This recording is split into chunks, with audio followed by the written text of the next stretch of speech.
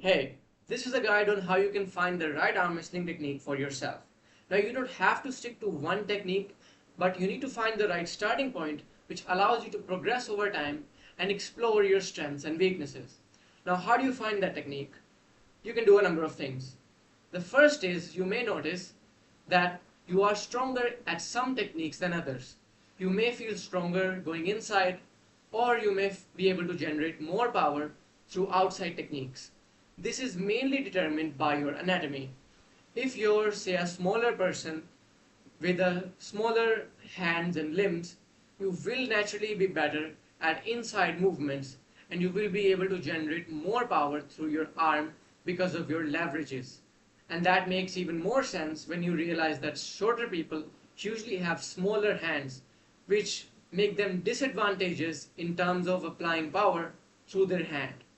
On the other hand, if you are very tall and you have longer limbs, this will allow you to be better at outside movements as they rely mainly on your ability to pronate.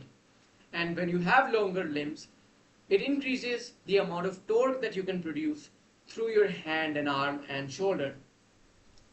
Now, this is only one aspect. The technique that you use against an opponent is also determined heavily by which technique your opponent is good at. If your opponent is a good hook puller and your specialty is the top roll, it may not be the best idea to do the traditional top roll against a hook player. You may try to do a version of the top roll such as the low hand top roll against that guy.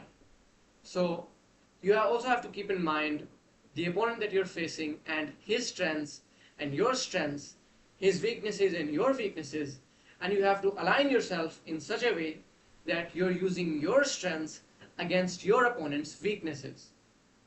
Like I said in the previous example, a hook player relies mainly on their ability to cup, while a low hand top roll mainly attacks their grip and their cup. So you're using, in this case, your strength against their strength. Now, this is only one example.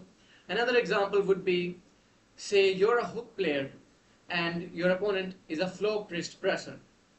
Now, this is also a very good position to be in because a hook works great against a press, as the base of the press is actually the pronation, and most people don't realize this. When you take away pronation from a presser, you're taking away a lot of their power. So a hook could be great against a press. Now you can change this based on the opponent that you're facing.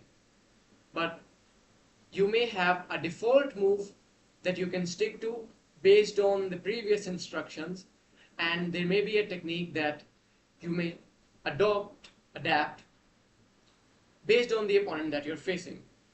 So these are the instructions or techniques that you should keep in mind when you're choosing an arm wrestling technique, whether to progress towards or when you're going against an opponent.